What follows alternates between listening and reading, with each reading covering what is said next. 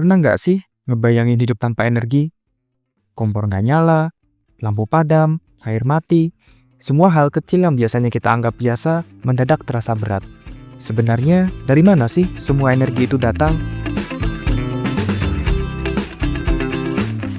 Berdasarkan International Energy Agency atau IEA, 80% energi di dunia saat ini masih bergantung pada energi fosil seperti gas, batu bara, dan minyak bumi. Masalahnya, sumber ini lama-kelamaan akan makin menipis dan hanya menyisakan jejak karbon yang akan merusak bumi. Tapi, apa ada sumber energi yang lebih bersih dan potensinya itu luar biasa? Jawabannya ada, yaitu sumber energi terbarukan seperti air, angin, matahari, dan biomasa.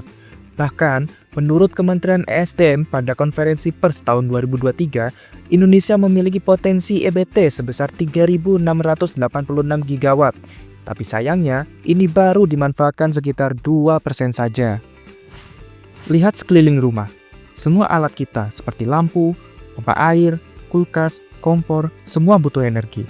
Selain itu, berdasarkan survei kecil terhadap lebih dari 30 responden, mayoritas berkeluarga masih menggunakan alat-alat tersebut. Alasannya sederhana, praktis, hemat, dan terjangkau. Kita ambil contoh sederhana, kompor. Hampir setiap rumah, kompor masih menjadi teman setia, tapi kebanyakan masih bergantung dengan gas LPG, yang dimana harganya itu semakin naik dan kini semakin langka. Bahkan, listrik dari batu bara pun tetap meninggalkan jejak karbon yang perlahan akan mencemari makhluk hidup. Padahal, kalau ada solusi kecil yang mudah diterapkan, bayangkan berapa banyak perubahan yang bisa dimulai dari kita. Salah satu jawaban di alam sekitar kita, ya, biomasa. Biomasa adalah energi yang berasal dari limbah organik seperti serbuk kayu, sekam padi, bahkan tempurung kelapa. Dan menariknya lagi, biomasa ini bisa terbarukan secara alami. Dengan memanfaatkan bahan-bahan biomasa ini, terciptalah sebuah alat sebagai perantaranya, yaitu kompor biomasa. Kompor biomasa adalah kompor dengan menggunakan limbah organik, yang bahkan dapat menghemat hingga 35% dibandingkan metode tradisional. Selain itu, efisiensi pembakaran pun juga dapat mencapai 66% dibandingkan kompor konvensional.